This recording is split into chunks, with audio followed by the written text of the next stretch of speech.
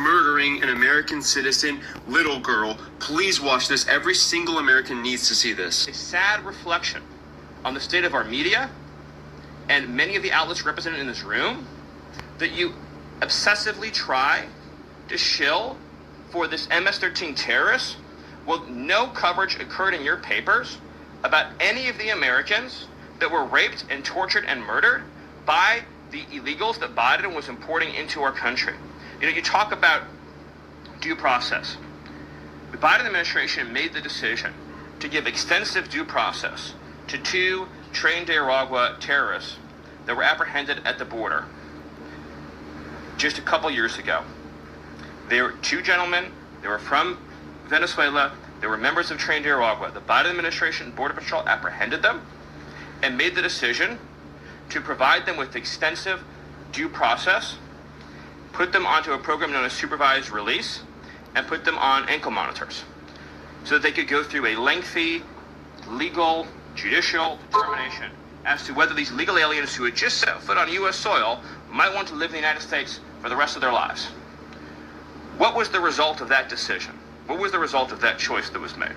Those two men kidnapped a young girl named Jocelyn Ungary from her family. They beat her, they sexually assaulted her, they tortured her, they stripped her, they murdered her, and they dumped her body. That is what the Biden administration's policy was.